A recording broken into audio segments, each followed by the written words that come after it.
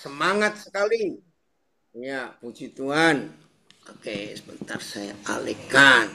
Shalom semua ibu bapak, para petugas yang mendampingi anak-anak kami untuk boleh ikut ibadah dan belajar untuk mengenal firman Tuhan siang ini. Pagi ini Tuhan memberkati ibu bapak semua yang sedang bertugas.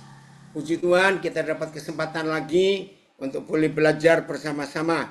Ya, hari ini tema kita bagaimana menyembuhkan sakit hati. Nah, pertanyaannya, kenapa mau disakiti? Ya maaf ya, kalau saya pakai kalimat itu. Saudara, sakit hati itu jauh lebih berbahaya dari kanker. Sakit hati itu jauh lebih mengerikan dari COVID. Ya, sakit hati itu paling jahat dari semua bentuk penyakit yang pernah dialami oleh manusia. Kenapa sakit hati itu begitu mengerikan dan lebih berbahaya dari sakit apapun? Sebab sakit apapun yang pernah dialami oleh manusia itu tidak bisa memutuskan hubungan kita dengan Tuhan. Bahkan banyak kesaksian yang kita pernah dengar, justru orang yang mengalami sakit dalam hidupnya itu justru bisa berjumpa dengan Tuhan. Pernah dengar ya kesaksian-kesaksian itu ketika orang itu mengalami penyakit secara fisik. Tapi sakit hati itu memisahkan hubungan manusia dengan Tuhan. Nah, kita bisa bayangkan apa dampaknya kalau kita putus hubungan dengan Tuhan. Dampaknya neraka menunggu kita. Maka itu saya katakan sakit hati ini lebih ngeri daripada penyakit apapun yang pernah dialami oleh manusia. Itu sebabnya hati-hati dengan sakit hati. Karena ini berbahaya sekali. Mari kita lihat ayat yang pertama. Ibrani 12 ayat yang ke-14. Bahwa sakit hati itu memisahkan hubungan kita dengan Tuhan. Ya, puji Tuhan. Kita belajar hari ini. Ibrani 12 ayat 14. Maka itu jangan anggap enteng sakit hati. Mungkin ada beberapa di antara kita yang berkata begini, saya nggak sakit hati, cuma malas ketemu, sama saja itu. Nggak sakit hati tapi malas ketemu, hati-hati. Ya. Saya nggak malas ketemu, cuma jengkel, sama saja. Ya, jadi sakit hati itu kakak tertua istilah saya, punya adik-adik banyak sekali. Nah, adik-adik yang sakit hati itu malas ketemu, jengkel, itu dia ya. Ayo kita lihat ayat ini, Ibrani 12 ayat 14. Berusahalah hidup damai dengan semua orang, semua, pokoknya orang. Dan kejarlah, nah ini terjemahan yang betul ya, dan kejarlah perdamaian dengan semua orang. Sebab tanpa berdamai dengan semua orang, catat, tidak seorang pun akan melihat Tuhan. Saudara jangan anggap enteng. Ini yang saya katakan dari awal tadi. Sakit fisik apapun, kanker, paru-paru, gagal ginjal, stroke, semua penyakit sebut yang berat-berat sampai yang paling ringan. Itu tidak memisahkan kita dari Tuhan.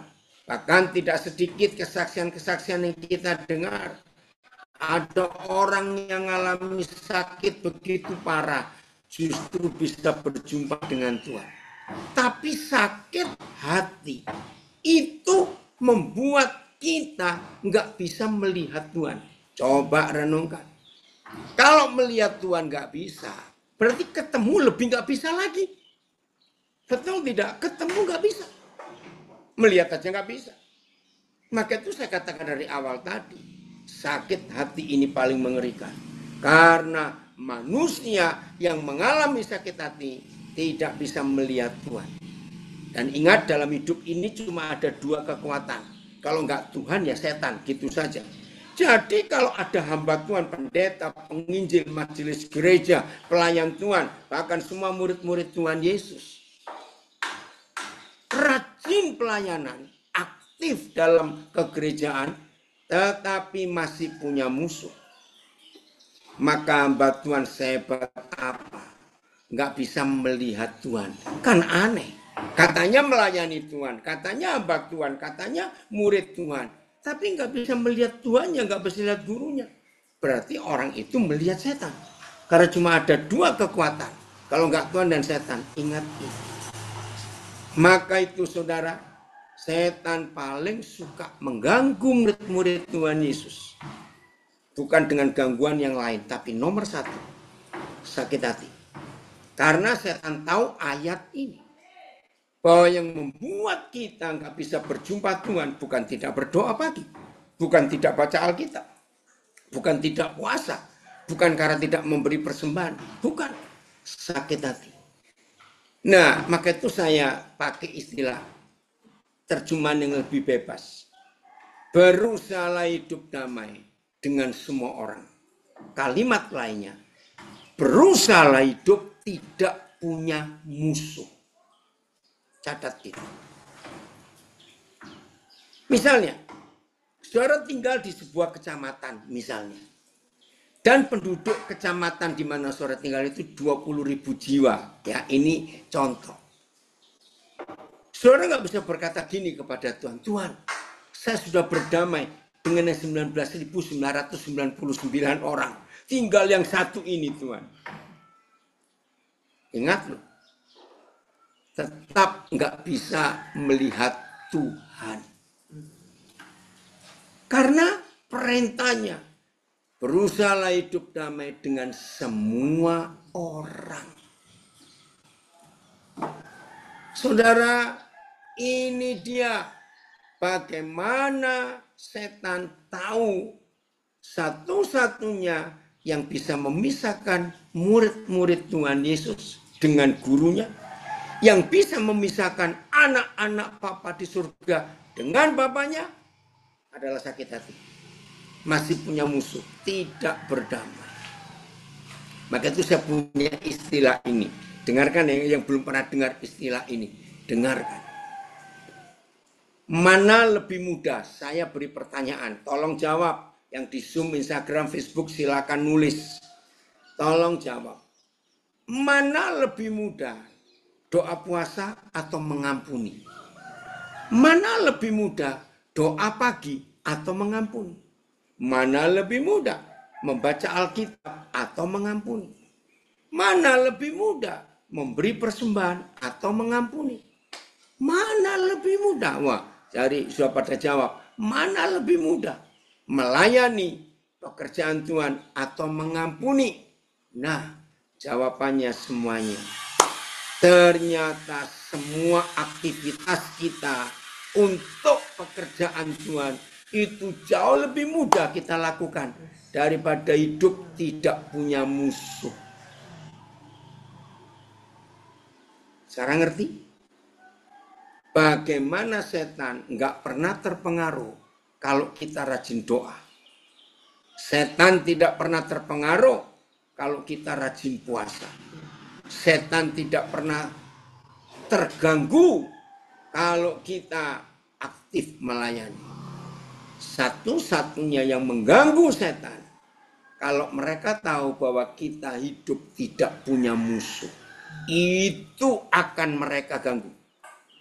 Sebab mereka tahu kalau kita masih punya musuh, kita itu nggak bisa melihat Tuhan, apalagi bertemu. Nah, maka itu penting sekali kalau kita memperhatikan konsep ini.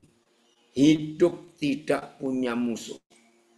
Jadi, buat setan, ya, Pontianak punya komen betul sekali itu dari LP Pontianak.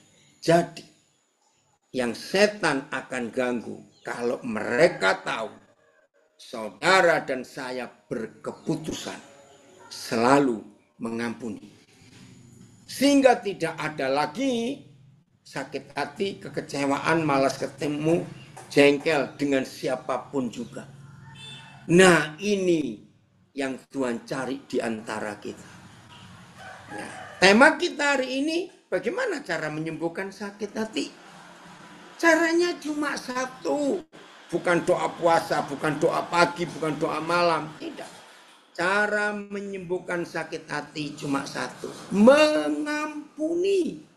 Catat itu. Mengampuni. Bukan yang lain-lain. Nah, tapi saya percaya. Pasti ada yang jawab. Tapi susah itu buat saya. Oke. Saya setuju jawaban itu. Tapi saya tidak setuju.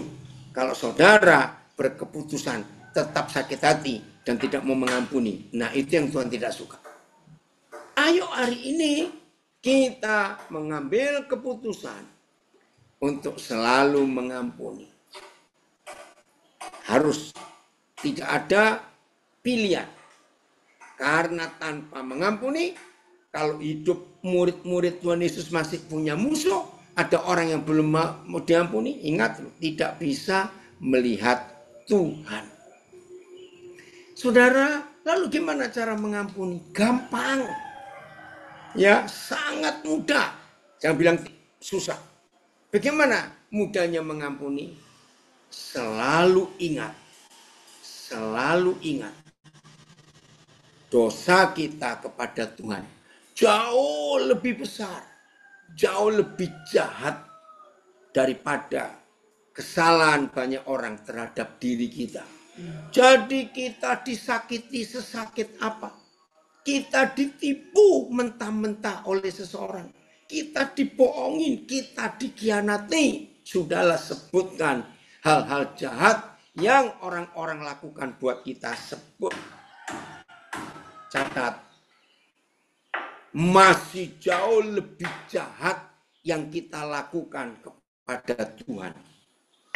Nah, ini cara mudah untuk mengampuni. Selalu mengingat kejahatan kita terhadap Tuhan itu jauh lebih jahat daripada kesalahan orang lain terhadap kita. Maka itu dalam kitab Galatia pasal pertama kita lihat ini. Coba Phil, carikan Galatia pertama.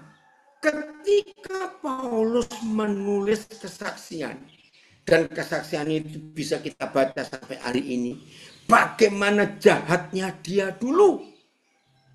Ya Phil, Papa, ya mulai ayat 1 ya. Saya akan baca dengan cepat mulai ayat 1. Galatia 1 ayat 1. Dari Paulus, seorang rasul, utusan, bukan karena manusia, juga bukan oleh seorang manusia. Saudara, mengapa Paulus menulis dua kalimat yang agak aneh? Dari Paulus seorang utusan, bukan karena manusia, juga bukan oleh seorang manusia, melainkan oleh Yesus Kristus dari Tuhan yang adalah Bapa, yang telah membangkitkan dia dari antara orang mati. Saudara perhatikan dua kalimat yang aneh. Bukan karena manusia, juga bukan oleh seorang manusia. Coba TSI-nya, Phil. Ini keren sekali. Untuk meyakinkan setiap kita yang ingin mengenal hidup Rasul Paulus yang sebelumnya bernama Saulus dan jahatnya luar biasa. Ya, TSI-nya lebih jelas. Kepada setiap jemaat di provinsi Galatia, salam sejahtera dari saya Paulus dan dari saudara-saudari seiman yang bersama saya di sini. Kiranya kalian semua senantiasa hidup tenang dan menikmati kebaikan dari Tuhan Bapa dan Kristus Yesus penguasa kita. Saudara-saudari, saya menjadi rasul, menjadi utusan Injil bukan karena diutus manusia, tetapi atas perintah langsung dari Kristus Yesus dan dari Tuhan yang adalah Bapa yang sudah menghidupkan Yesus dari kematian. Mengapa dia meyakinkan bahwa dia jadi utusan Yesus, utusan Injil, bukan karena manusia dan juga bukan oleh karena dorongan perbuatan manusia. Karena orang ini bencinya kepada Yesus. Sampai keluar dari ubun-ubunnya.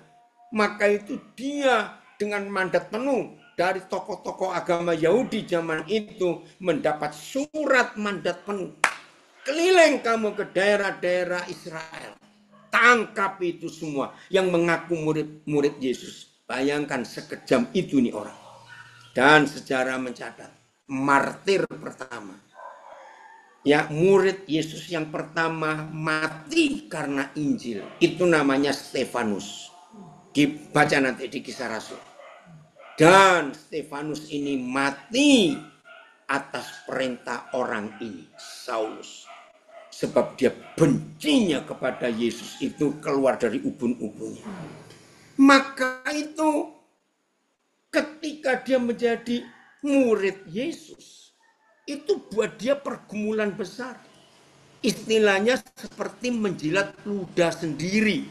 Saya percaya istilah ini nggak ada seorang pun di antara kita mau menjilat ludahnya sendiri. Di samping kotor juga, tapi arti bahasa Indonesia itu dalam sekali. Jadi Saulus menjadi Paulus itu seperti menjilat ludahnya sendiri. Bayangkan orang yang dia benci lalu ditemui oleh yang dibenci, oleh yang membencinya. Dia bertemu Tuhan Yesus dan hidupnya berubah. Itu yang dia bertobat betul-betul. Ayat 2, ya, Galatia 1. Jadi Saulus itu kejam, jahat, sadis, tapi berubah 180 derajat karena Tuhan menemui dia. Masih ingat ya kisah perjumpaannya, nanti baca di Kisah Para Rasul. Bagaimana dia menganiaya murid Yesus. Tiba-tiba satu hari Yesus menemui dia. Tanya, siapa engkau? Aku yang kau aniaya. Loh, mana aku nggak kenal engkau? Murid-muridnya. Ya. Dan dari semua saudara yang bersama-sama dengan aku. Oke, ayat 3. Kasih karunia menyertai. Oh, terus langsung ayat 6 saja ya. Ayat 6. Galatia 1 ayat 6. Ini kesaksiannya. Aku heran bahwa kamu... Oh, sebentar. Terus lanjut. Oh, ini dia. Terus ayat yang ke-11, maaf ya saudara, ayat 11. Ya. Judulnya, bagaimana Paulus menjadi rasul. Ya, lihat. Sebab aku menegaskan kepadamu, Galatia 1:11. Sebab aku menegaskan kepadamu, saudara-saudaraku, bahwa Injil yang kuberitakan itu bukanlah Injil manusia. Karena aku bukan menerimanya dari manusia. Jadi nggak ada orang yang injili Saulus sampai menjadi Paulus. Itu Tuhan sendiri yang datang. Ya. Dan yang mengajarkannya kepadaku. Tapi aku menerimanya oleh penyataan Yesus Kristus. Sebab kamu telah mendengar tentang hidupku dahulu. Dalam agama Yahudi tanpa batas aku menganiaya jemaat Tuhan dan berusaha membinasakannya. Dan di dalam agama Yahudi, aku jauh lebih maju dari banyak teman yang sebaya dengan aku. Dan di antara bangsaku, memang dia ini hebat Saulus ini, saudara. Masih muda, ya, pintar, ya, warga negara Roma. Waktu itu, ya, sebagai orang yang sangat rajin memelihara adat istiadat nenek moyangku. Tetapi, nah ini kesaksiannya.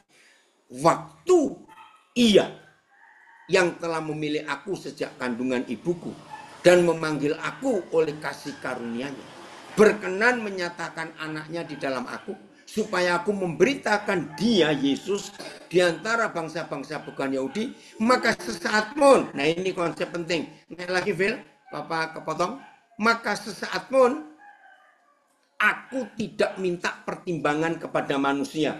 Jadi kepada Petrus, kepada Yohanes, Markus, dia nggak minta.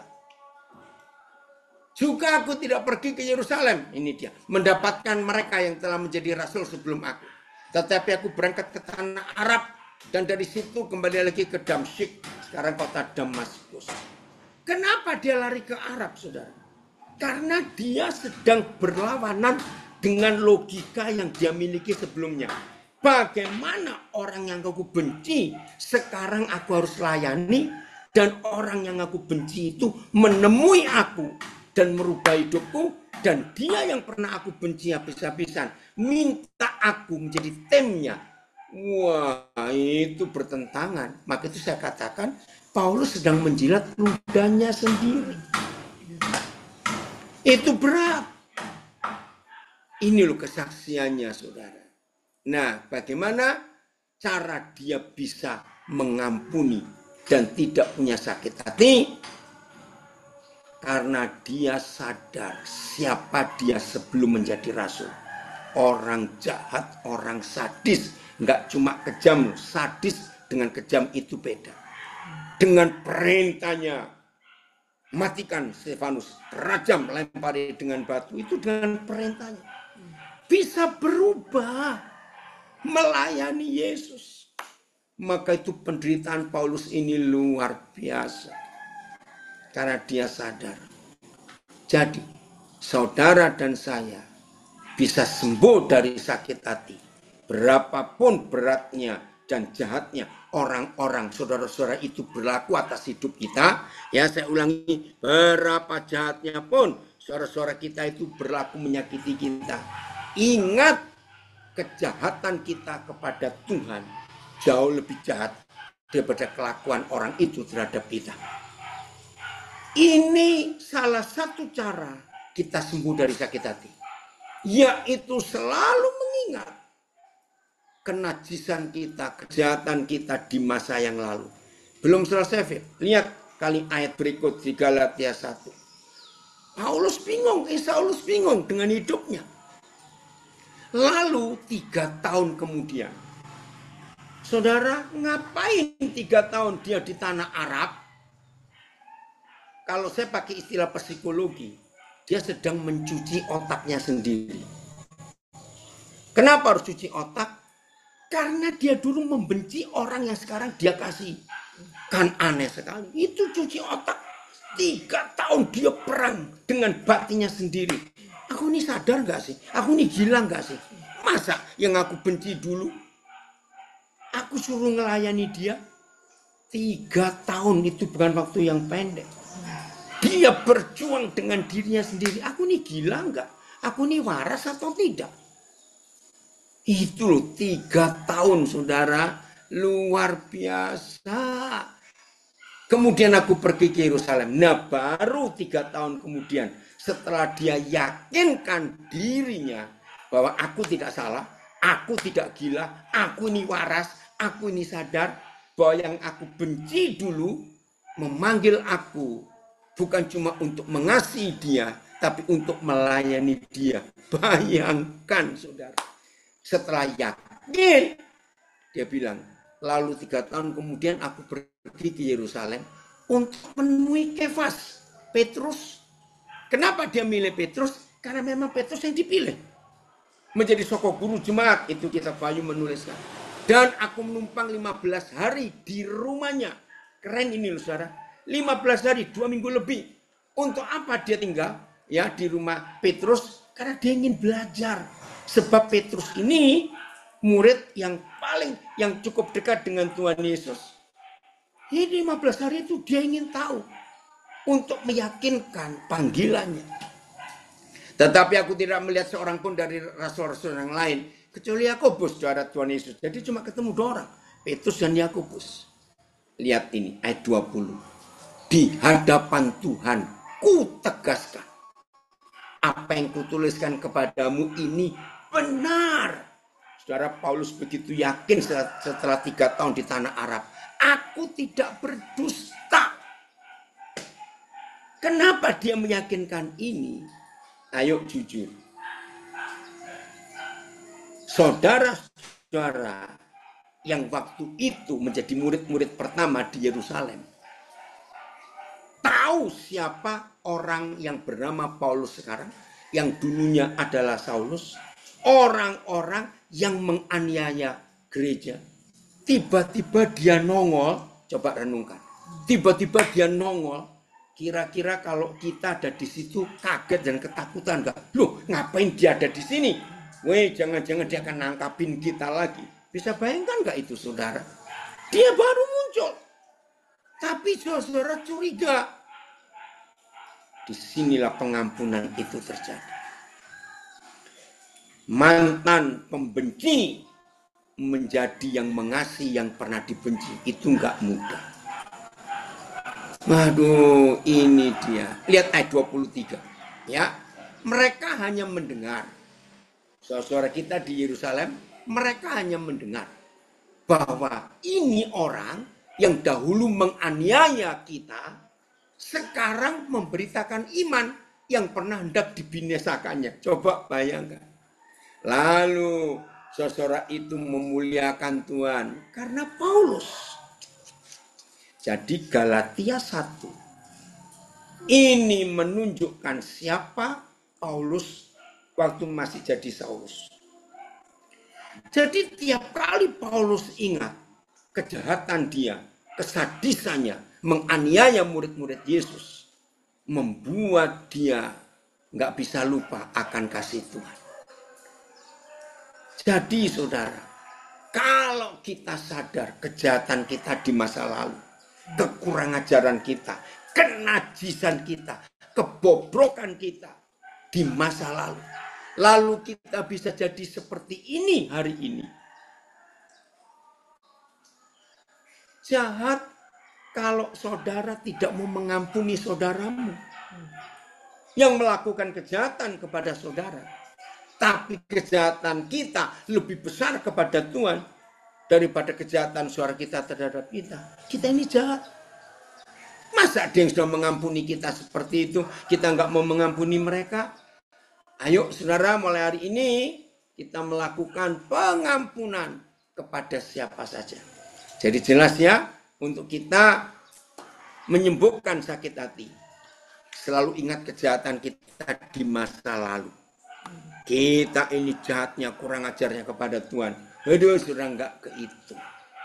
Oke, ini yang pertama. Yang kedua, bagaimana cara menyembuhkan sakit hati? Begini. Coba jawab pertanyaan saya. Ada enggak manusia hidup tidak pernah berbuat salah? Ayo, jawabannya tidak. Yang di sini saya jawab, ya, yang bersama-sama saya ini tidak. Semua kita pernah berbuat salah. Betul atau salah? Salah. Kita ini nggak cuma pernah, sering. Betul? Tahu bedanya pernah dengan sering? Kita ini sering buat salah. Saking seringnya, begitu seringnya, sampai kita nggak pernah ngitung berapa kali kita menyakiti hati Tuhan, nggak terhitung. Jadi kalau kita sadar bahwa tidak ada seorang pun di antara kita yang tidak pernah buat salah. Ingat itu. Maka kalau ada orang yang menyakiti kita, harusnya kita langsung senyum, kalau bisa tertawa. Loh, kenapa? Ternyata kita dua sama. Loh, betul tidak? Ini cara kedua kita menyembuhkan sakit hati. Jadi kalau ada orang bisa menyakiti kita, menyalahi kita, dan macam-macam, langsung kita senyum. Kita sama kok. Betul? Karena nggak ada seorang pun di antara kita nggak pernah buat salah. Ya, saya pakai istilah orang Jawa. Ya, orang Jawa itu punya filosofi. Kalau kamu menikah, dan nggak pernah ada keributan dalam pernikahanmu, karena nggak mungkin. Yang namanya pernikahan pasti ada gesekan, salah paham, salah dengar, salah ngerti, salah bicara, salah semuanya lah. Nah, orang Jawa punya falsafah begini. Kalau kamu ingin menikah dan nggak ada pertengkaran, nggak ada masalah, menikahlah dengan orang yang nggak bisa kentut. Ini falsafah Jawa loh, saudara. Saya belajar, keren juga ini orang Jawa. Ayo, ngerti nggak? Maksud orang Jawa itu artinya begini. Selama kamu menikah dengan orang yang masih bisa kentut, berarti itu orang. Kalau kamu mencari jodoh yang gak bisa kentut, itu orang-orangan. Betul tidak? Wah, hebat juga ini. Nah, saudara, ini maaf ya, kalau ada yang gak terima karena saya pernah ngajar ini ada yang marah. Ini pendeta kok jorok betul ngomongnya. Loh, tapi ini fakta. Nah, jadi dengan falsafah Jawa itu saya punya konsep. Jadi siapapun yang menyakiti kita, siapapun yang menyalahi kita, siapapun yang memfitnah kita, siapapun yang merugikan kita, maaf, anggap saja kita sedang digentutin, maaf. Oke?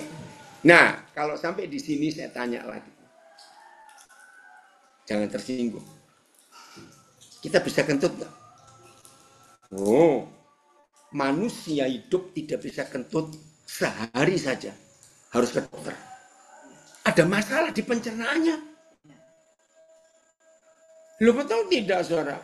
Maka itu walaupun dengar kata kentut itu jorok. Nggak ada kentut, nggak bau, maaf. Betul? Nah, ketika itu terjadi, maka itu kita harus sadar bahwa itulah manusia. Nah, maaf ini saya tanya ya. Kira-kira, maaf ini, kira-kira kita ini kecium kentut itu berapa detik? Jangan bilang berapa menit. Kalau sampai kita kecium kentut berapa menit, itu pasti hidungnya punya masalah. Maaf, betul? Saudara, ternyata bau itu cuma berapa detik, terus hilang. Ternyata itulah konsep yang Tuhan ajarkan kepada kita. Bahwa orang yang buat masalah dalam hidup kita, mereka sedang, maaf ya, ngentutin kita. Cuma berapa detik hilang kok, saudara. Maka itu mulai dari suami istri. Awas kalau ada suami istri masih kecium bau kentut 15 tahun yang lalu, 10 tahun yang lalu, itu hidungnya rusaknya separah apa? Ngerti nggak ilustrasi ini, saudara? Maka itu falsafah Jawa itu luar biasa. Anak-anak yang satu sel, maaf ini ya saya ngomong ya, yang satu sel. Ya, sudah selnya kecil, kamar penjaranya kecil, yang tidur sekian belas orang, sekian puluh orang. Waduh, sudahlah, maaf ya, maaf. Pasti sudah soal kentut mengentut itu sudah biasa kalian di kamar masing-masing. Maaf Papa, Papi ngomong ini. Nah, kalau sudah di sel begitu kan dikunci. Ya mau nggak mau ya sudah nikmati aja bau kentut itu, mau keluar kemana saudara karena di sel. Maaf. Nah, jadi inilah dua cara untuk kita bisa sembuh dari sakit hati. Yang pertama, kejahatan kita kepada Tuhan jauh lebih jahat daripada kejahatan siapapun yang pernah menjahati kita. Kalau kita ingat ini, kita gampang mengampuni. Nomor dua, sebelum kita menuntut orang lain untuk tidak boleh salah, ya, saya ulangi, sebelum kita menuntut orang lain untuk tidak boleh salah, berani nggak kita menuntut diri kita sendiri? Kalau perlu sandal ke dalam, enggak. Berani nggak sebelum kita menuntut orang lain untuk tidak boleh salah? Berani nggak saudara dan saya menuntut diri sendiri untuk tidak boleh salah? Nggak bisa. Saya saja nggak berani menuntut diri sendiri untuk nggak boleh salah karena saya tetap manusia yang, maaf, masih bisa kentut tadi, maaf. Maka kalau saudara dan saya melakukan dua hal ini, sakit hati nggak akan ada di hidup kita. Karena kita juga sering nyakitin hati Tuhan. Kita pun sering salah menyalahi orang lain. Gampang ya, saya ulangi lagi. Inilah dua cara saja untuk kita sembuh dari sakit hati. Saya ulangi, satu, kejahatan kita kepada Tuhan jauh lebih mengerikan daripada kejahatan saudara kita terhadap kita.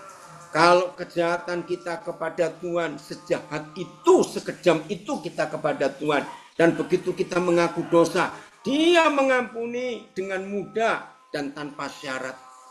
Maka kita pun harus mengampuni saudara kita seperti Tuhan mengampuni kita. Yang kedua, kita selalu ingat, kita sendiri nggak bisa menuntut diri untuk tidak salah. Maka itu kalau ada orang lain bersalah di samping kita, di sekitar kita, di dekat kita, langsung kita tersenyum. Ternyata kita sama. Jadi suami istri yang mau cerai, stop. Percuma saudara cerai. Karena kalau saudara nikah lagi tetap ketemu orang yang bisa kentut. Jangan lupa itu. Dan tetap akan ketemu masalah yang sama. Wah, kalau prinsip hidup kita seperti ini, dunia jadi seperti surga, saudara. Dunia jadi seperti surga. Karena ada damai. Maka itu lihat doa Bapa kami. Dan ampunilah kesalahan kami. Seperti kami mengampuni orang yang bersalah kepada kami. Wah, kalau prinsip itu kita lakukan, damai di bumi. Surga nyata. Haleluya. Maka itu diantara semua kita yang sedang sakit hati dan sedang disakiti, renungkan dua hal ini. Maka gampang sekali kita untuk mengampuni. Mari kita buka Matius 18. Mulai ayat 21. Ya, dengan cepat. Ya. Matius 18 ayat 21. Kita melihat ayat ini. Ini salah satu perikop paling indah untuk kita bisa mengampuni orang lain. Matius 18 ayat 21. Ya, kemudian datanglah Petrus dan berkata kepada Yesus, Tuhan, sampai berapa kali aku harus mengampuni saudaraku? Jika ia berbuat dosa terhadap aku, sampai 7 kali kah? Nah, saudara, zaman itu para rabi, guru-guru Yahudi, itu memberikan resep. Ngampuni itu sampai 3 kali saja, cukup. Nah, Petrus ingin dapat pujian. Dia tambahkan 4 kali. Jadi 7 kali. Maksudnya, kalau yang umum aja cuma 3 kali. Guru, aku ngampuni saudaraku sampai 7 kali. Maksudnya supaya dapat pujian. Ternyata Tuhan Yesus bilang ayat 22. Ayat 22, Yesus berkata kepada Petrus, bukan, aku berkata kepadamu, bukan sampai 7 kali saja, melainkan sampai 70 kali 7 kali. Ingat, bukan 70 kali 7, tapi 70 pangkat 7. Nah ini, dari Bandung ada yang ngitung. Coba Sen, kamu hitung. Ya, ini dia ya, baca ya. Waduh, ini ya.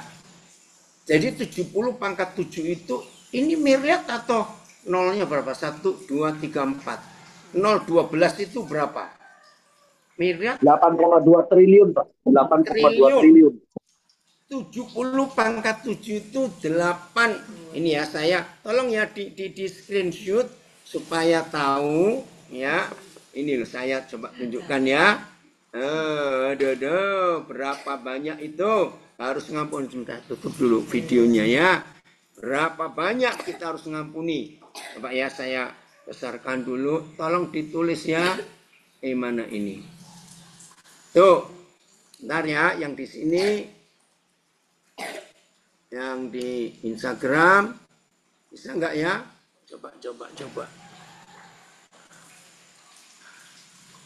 Coba di screenshot itu ya. Yaitu 70 pangkat 7 itu 70 pangkat 7 itu 8 triliun 235 miliar 430. Asal nggak tahu lah, saya nggak bisa ngomongin. Oke. Jadi segitu kira-kira jumlah. Kalau usia manusia saja anggaplah 100 tahun ya, kalikan 365 hari berarti 36.500 hari. Kalau dikali 24 jam, jadi setiap sehari, salah ini Zan, kurang. Kita mengampuni 36.500 kali. Kalau satu hari per jam itu 870.000. Jadi kalau dikalikan 60 menit, semenit kita mengampuni 52 juta. Saya nggak tahu lah jumlahnya, ini angkanya panjang sekali. Oke, ngitung sendiri nanti ya. Oh, sudah ada itu di situ ya. Coba saya perbesar ini. Makasih, Phil. Ya itu ya, lihat itu. Tolong di screenshot supaya tahu ya berapa jumlah kita kalau mengampuni. Ya, tulisannya semangat mengampuni. Itu dia ya. Ntar saya juga mau foto ini screenshot supaya tahu ini. Segitu loh. Saudara, di dunia ini tidak ada guru manapun yang mengajarkan mengampuni itu sebanyak ini, kecuali Tuhan Yesus. Keren ya? Wah, hebat sekali itu. Jadi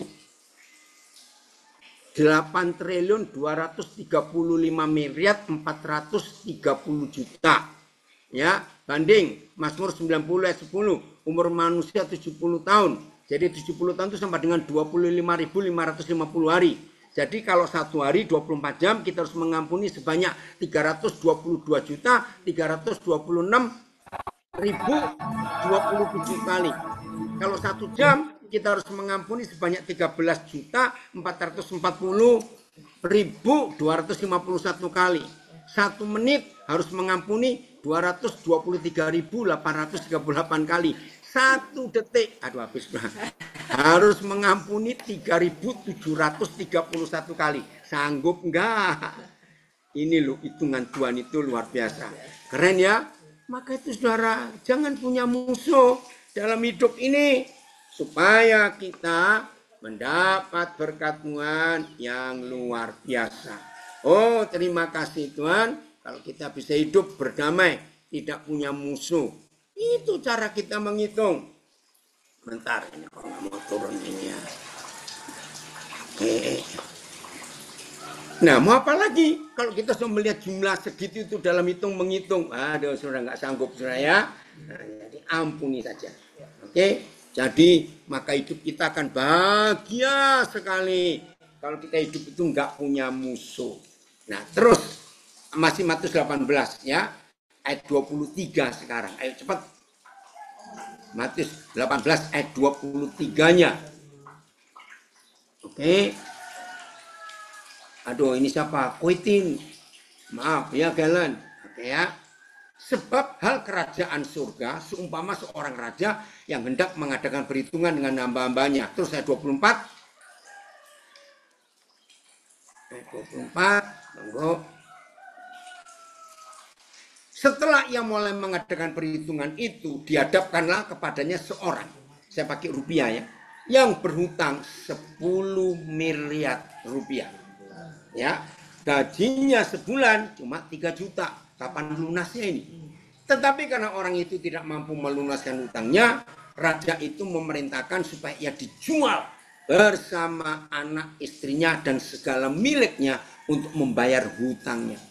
Maka sujudlah hamba itu. Nah, hamba itu adalah kita yang diumpamakan oleh Tuhan Yesus. Maka sujudlah hamba itu menyembah kepada raja itu. Katanya, sabarlah dahulu. Segala hutangku yang 10 miliar itu akan kulunaskan. Lalu raja itu, itulah Bapa di surga, tergeraklah hatinya oleh belas kasihan akan hamba itu. Itulah kita. Sehingga raja itu membebaskan hutangnya. Saudara perhatikan dua kata ini loh. Hanya Bapa di surga bisa menggunakan dua kata ini. Membebaskannya dan menghapuskannya. Tolong garis bawahi dua kata yang dipakai. Kenapa nggak cukup membebaskannya, tapi harus menghapuskannya? Ini luar biasa. Berapa bulan yang lalu Indonesia digemparkan oleh keputusan presiden kita, dan waktu itu hampir kita jarang mendengar kata abolisi dan amnesti. Masih ingat berapa bulan yang lalu? Nah, apa bedanya membebaskannya dan menghapuskannya? Begini caranya. Membebaskan berarti hutangnya lunas, tapi belum dihapus. Saya punya ilustrasi, dengar baik-baik. Saudara punya teman baik, sangat baik, betul-betul baik, dekat lagi. Suatu hari teman baik ini berkata, aduh aku lagi butuh duit 200.000. Nanti 2 minggu aku kembalikan. Nah namanya teman baik, ya kita kasih dong 200.000. Ternyata setelah 2 minggu, dia nggak balikan uang. Dia pun nggak ngomong lagi dengan kita. Ingat teman baik. Saya percaya. Saudara pasti akan, ya udahlah, teman baik 200.000 saja kok. Nah, saudara membebaskannya, tapi belum menghapusnya. Loh, kok bisa? Suatu hari, setelah 2 minggu kali sekian banyak, Dia datang lagi kepada saudara. Aduh, aku lagi kepepet ini. Pinjam 300.000. 2 minggu aku kembalikan. Jujur. Walaupun saudara memberi. Wong teman baik kok. Enggak. Ini ada yang ngomong di sini. Balikkan dulu. Enggak, wong teman baik kok. Enggak usah bayar 200.000. Ini loh membebaskan dan menghapuskan itu beda, saudara. Jadi walaupun saudara beri 300.000, tapi saudara belum menghapus di otakmu. Yang 200 belum kamu kembalikan kok. Loh, tapi kan saudara nggak minta, tapi belum dihapus di benakmu. Ini luar biasa. Saya menangis pertama kali Roh Kudus ngajar ini. Jadi dosa-dosa kita itu nggak cuma dibebaskan, tapi dihapus. Apa itu arti dihapus? Ketika teman baik saudara balik lagi 300.000 mau pinjam, saudara nggak ingat yang 200.000. Dianggap nggak pernah hutang. Dan ketika dia hutang baru, saudara tetap beri. Maka itu kalau saudara tidak mengampuni dengan segenap hati, coba baca ayat yang 35. 34 atau 35, bagian terakhir dulu ya. Ya, 35. Maka Bapakku yang di surga akan berbuat demikian juga terhadap kamu, apabila kamu masing-masing tidak mengampuni saudaramu dengan segenap hati. Jadi menyembuhkan sakit hati itu caranya seperti Bapa mengampuni kita, enggak cuma membebaskan tapi menghapuskan, mengampuni dengan segenap hati. Enggak ingat lagi yang dulu. Wih, ini luar biasa. Lanjut ayat 24, tadi belum selesai. Jadi membebaskan dan menghapuskan. Jadi bersih, enggak pernah ada catatan dosa lagi. Oke? Oh, ayat 27 berarti. Oh sudah, 28 sekarang dengan cepat. Tetapi, nah ini jahatnya kita ya, awas ya jahatnya kita. Ayat 28. Tetapi ketika hamba itu keluar, ayat 28 Phil. Tetapi ketika hamba itu keluar ya dari rumah raja ini, ia bertemu dengan seorang hamba lain yang berhutang 1 juta. Berapa hutang kita tadi? 10 miliar. Begitu kita bebas dan dihapuskan, ingat ya, dibebaskan dan dihapuskan, baru kita mengalami pembebasan dan penghapusan itu, kita ketemu saudara kita yang hutang cuma 1 juta. Ia menangkap. Saudara dan saya menangkap teman ini dan mencekik. Wih, kita jahat ya.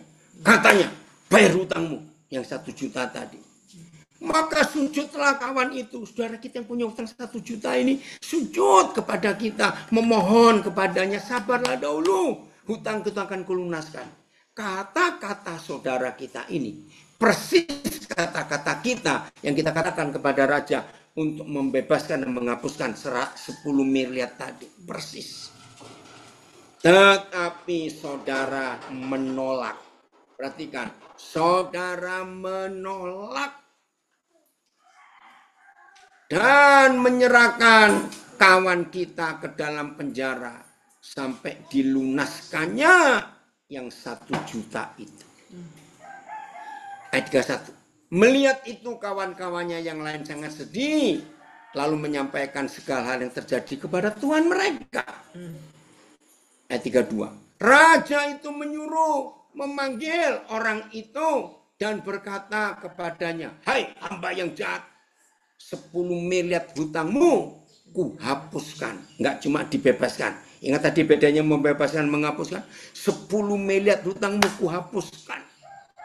Karena engkau memohonkannya kepadaku. Bukankah engkau pun harus mengasihani saudaramu itu yang cuma utang 1 juta. Seperti aku telah mengasihani engkau. Ayat 34. Maka marahlah tuannya itu. Naik lagi Phil. Maka marahlah tuannya itu dan menyerahkannya kepada Algojo sampai ia melunaskan seluruh hutangnya.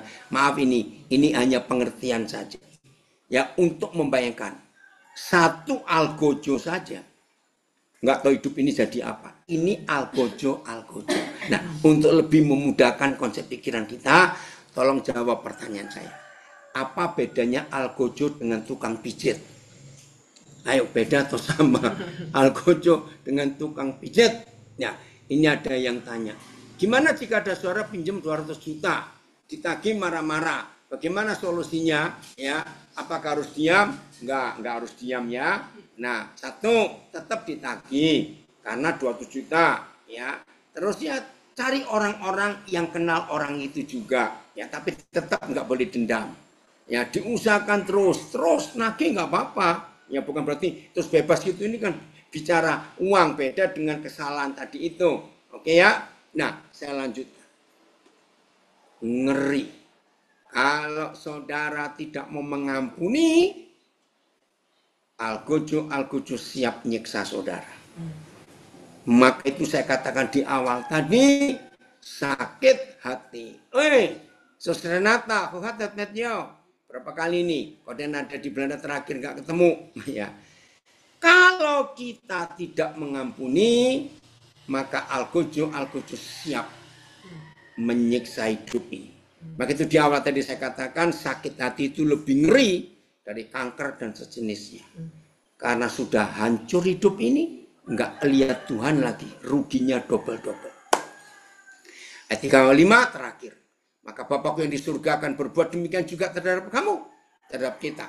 Apabila kita masing-masing tidak mengampuni saudara kita dengan segenap hati. Ayo kita lakukan itu. Phil, sebelum kita tutup, coba ceritakan kenapa Filipus milih tema ini.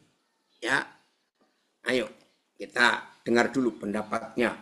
Kenapa? Yang milih siapa? Ya, saya Pak. Nah itu, kenapa milih tema ini? Ya, sebelumnya terima kasih Pak untuk firman Tuhannya. Ya, mengapa saya memilih tema ini?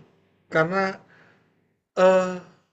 sakit hati itu dampaknya sangat besar sekali. Seperti Bapak bilang tadi ya, kita kehilangan damai sejahtera, susah tidur, ya. Kalau kebayang orang tensinya naik, akhirnya ada darah tinggi, ya kemana sampai kesehatan kita, nanti ada orang lewat kita marahi, gitu ya.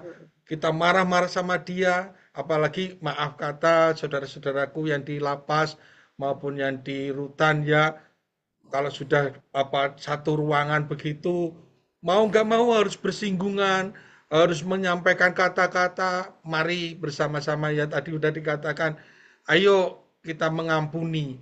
Meskipun kata-kata itu kadang-kadang bagi dia guyon gitu, bagi orang lain guyon, tapi bagi kita menyakitkan sekali kata-kata itu. Ya kita harus bisa legowo. Ya bahasa Indonesia legowo itu apa enggak ngerti.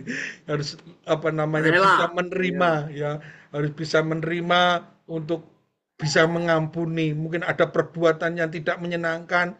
Ya tadi Papa bilang gentuti hanya ruangan segitu ngentut lagi, waduh. Jadi ya itulah harus saling mengampuni. Kalau kita bisa mengampuni, sakit hati itu sembuh ya, dampaknya juga luar biasa saudara. Saudara akan mengalami sukacita, tidak ada kesedihan. Tuhan akan memberikan hal-hal yang luar biasa. Sakit hilang ya. Kita tidak tahu sakitnya apa, tiba-tiba saja bisa hilang ya. Bisa hilang. Apa kayak kanker, ada orang karena bisa mengampuni, kankernya tiba-tiba hilang aja gitu. Aneh juga gitu. Saya sering mendengar kesaksian itu ya.